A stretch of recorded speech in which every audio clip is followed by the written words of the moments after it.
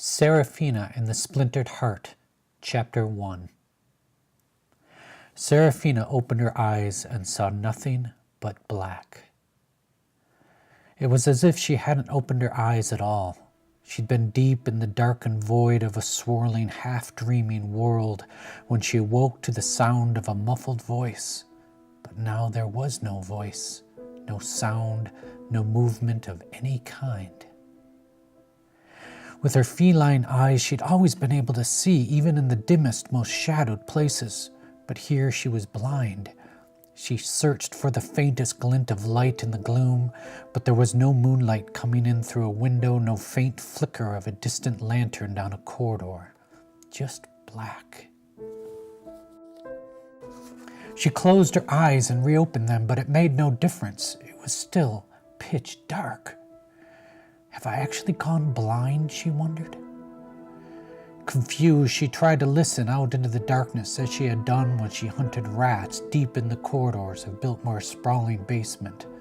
But there was no creak of the house, no servants working in distant rooms, no father snoring in a nearby cot, no machinery whirring, no clocks ticking or footsteps. It was cold, still, and quiet in a way she had never known. She was no longer at Biltmore. Remembering the voice that had woken her, she listened for it again, but whether it had been real or part of a dream, it was gone now.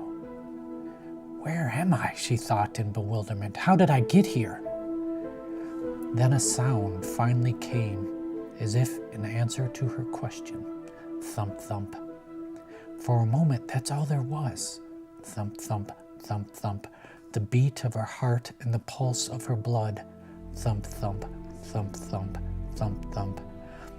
As she slowly moved her tongue to moisten her cracked, dry lips, she sensed the faint taste of metal in her mouth. But it wasn't metal, it was blood. Her own blood flowing through her veins into her tongue and her lips. She tried to clear her throat, but then all at once she took in a sudden, violent, jerking breath and sucked in a great gasp of air, as if it was the very first breath she'd ever taken. As her blood flowed, a tingling feeling flooded into her arms and legs and all through her body. What is going on? She thought. What happened to me? Why am I waking up like this? Thinking back through her life, she remembered living with her pa in the workshop and battling the black cloak and the twisted staff with her best friend Braden. She'd finally come out into the grand rooms and daylight world of the fancy folk. But when she tried to remember what happened next, it was like trying to recall the fleeting details of a powerful dream that drifts away the moment you wake. It left her disoriented and confused, as if she were grasping for the tattered remnants of a previous life. She had not yet moved her body, but she felt herself lying on her back on a long, flat surface. Her legs were straight, her hands neatly lying one over the other on her chest, like someone had laid her there with respect and care. She slowly separated her hands and moved them down on either side of her body to feel the surface beneath her.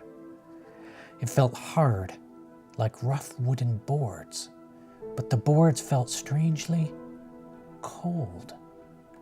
The boards shouldn't be cold, she thought, not like this, not cold. Her heart began to pound in her chest. A wild panic rose inside her. She tried to sit up, but immediately slammed her forehead into a hard surface a few inches above her, and she crashed down again, wincing in pain. She pressed her hands against the boards above her. Her probing fingers were her only eyes. There were no breaks or openings in the boards. Her palms began to sweat. Her breaths got shorter. A desperate surge of fear poured through her as she craned her body and pushed to the side. But there were boards there too, just inches away. She kicked her feet, she pounded her fists, but the boards surrounded her, closing her in on all sides. Serafina growled in frustration, fear, and anger. She scratched and she scurried, she twisted and she pried, but she could not escape. She'd been enclosed in a long, flat, wooden box. box. She pressed her face frantically into the corner of the box and sniffed like a trapped little animal, hoping to catch a scent from the outside world through the thin cracks beneath the boards. She tried one corner and then the next, but the smell was the same all around her. Dirt, she thought. I'm surrounded by damp, rotting dirt. I've been buried alive.